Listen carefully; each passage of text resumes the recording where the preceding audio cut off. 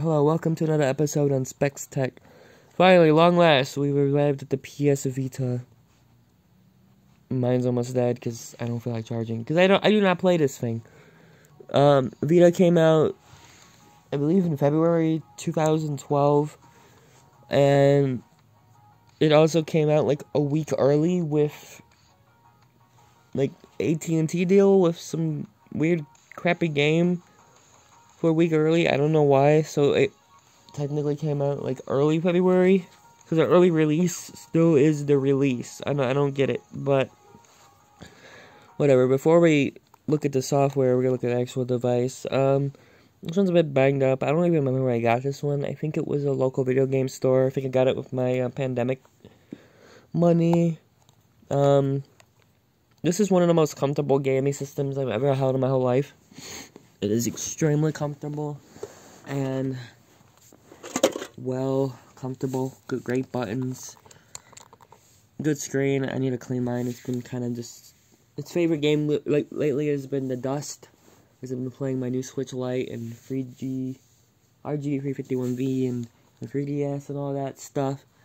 But this thing's great. It needs L2, R2, and clickable shoulder sticks. I mean, for God's sake, the PS3 had that in 2005. But what we have here does work. I still think the biggest caveat is not having L2, R2, because that's going to come in handy for playing PS1 games on here. But you can map it to, like, you can have them mapped to, like, these areas, but I don't know. I'd rather have L2, R2 than this camera. This camera is pretty much pointless. The only game you're gonna really play with it is Terraria, and they put two cameras here. Like, they could have just, I don't know, kind of dumb priorities by Sony. But yeah, we're gonna turn this thing on. This is obviously modded.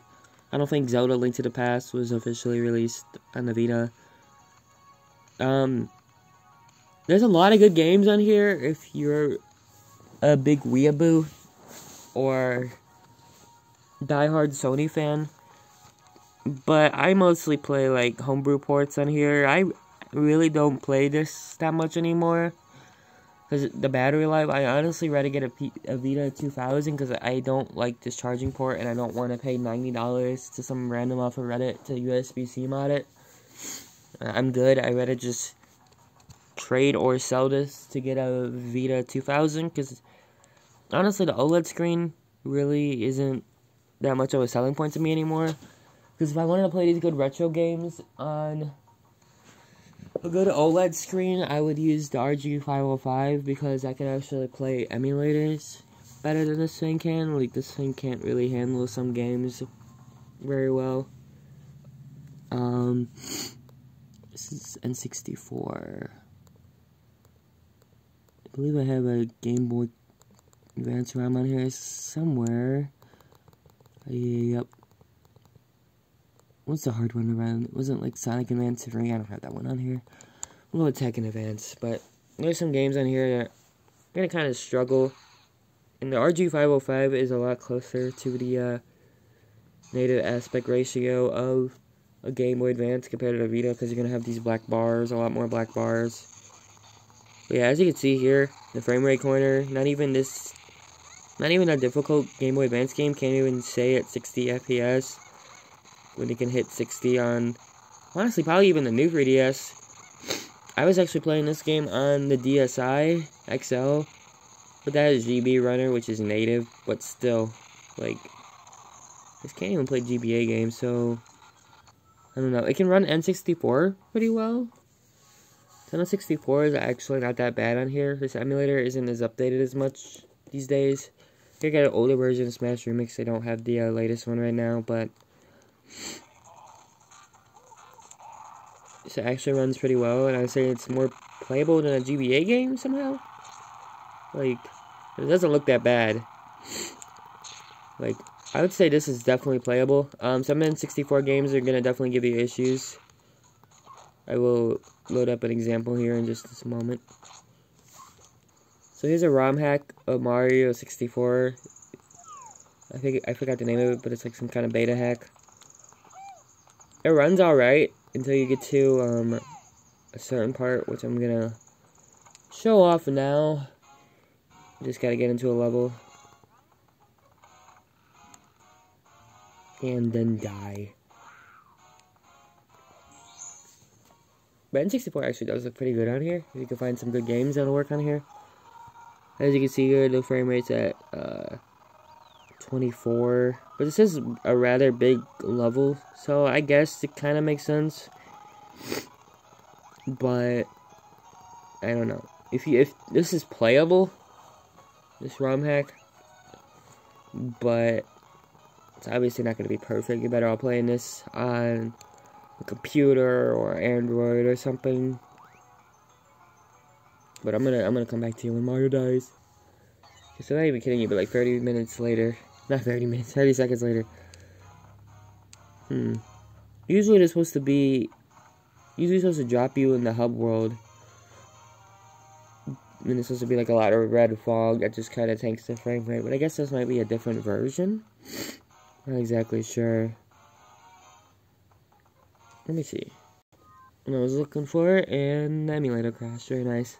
You guys probably wondering about actual Vita games. I'm not really gonna talk about them that much. There's a lot of good official games. There's a lot of good third-party games. A lot of Japanese games. There's a pretty decent library. There's a lot of PS2 ports / remakes like Metal Gear Solid 1 and 2.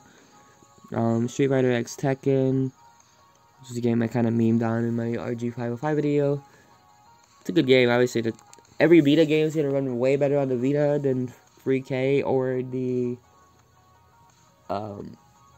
what's the other one? There's another emulator, I forgot the name of it, but there's a lot of good, Vita exclusive games and some good ports on here. You can get a good version of Minecraft on here. Shovel Knight. Isaac. Oregon Trail. I think this is one of the only consoles that has Oregon Trail, which is pretty neat. Angry Birds. Can't get that anywhere else. This is a good Sonic Mania port. The only thing that sucks is it takes forever to load.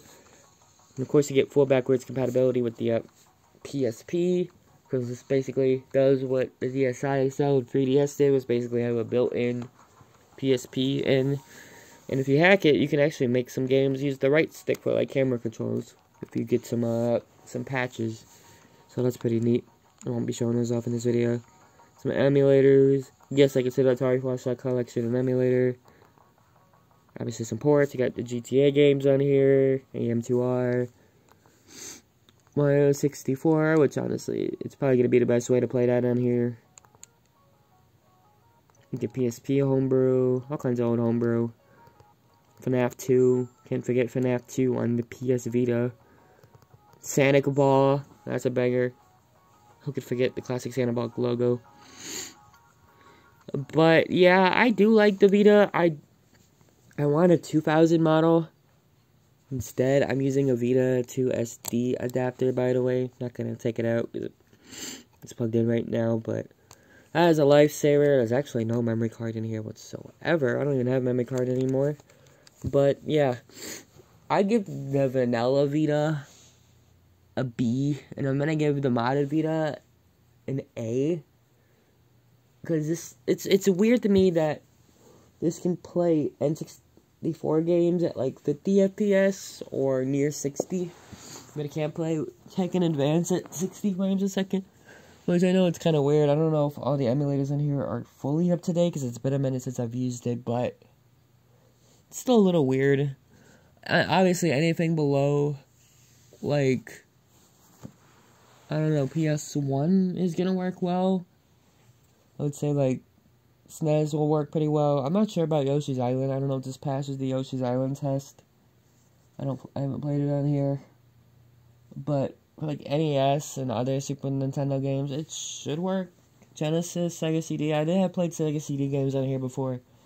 Sega Saturn, no. Dreamcast, actually, maybe? There are some 2D Dreamcast games you can play. There's an emulator on here, but I don't have any Dreamcast games on here at the moment. So I would look into a YouTube channel called, like, I think it's PS Vita at 2 AM or something. That's a channel that's gonna have a lot more up-to-date coverage. The Vita has an insanely, like, dedicated homebrew community for such a old device, which is, it's pretty nice. It reminds me of the PSP, the Nintendo DS homebrew scenes way back in the day.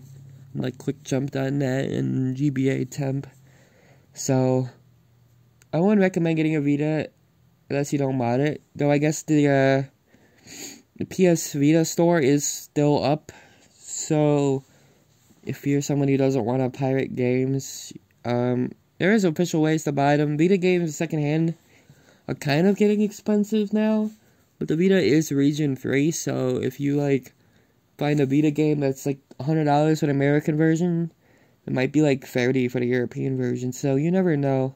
That is definitely a highlight of the Vita, is that it's region free, which wasn't really a big thing in 2012. It kind of started becoming more of a thing when the PS4 came out. And I don't actually know if the Xboxes are region free or not. I assume they are, but I know PS4 kind of brought that trend back, and then the Switch adopted it, and then I'm assuming the PS5 adopted it. But yeah, I had no region lock on this thing. It's pretty good. I'm still gonna be region locked to the stores on here, the online store. It's still gonna be region locked, so there's probably a way to get around that, but I don't know. I don't ever use that store. It's kind of laggy and bad. It's still better than the PS3 store though. So I'm gonna end it for this video. So I'm gonna give it an A overall, at least for the model one I have.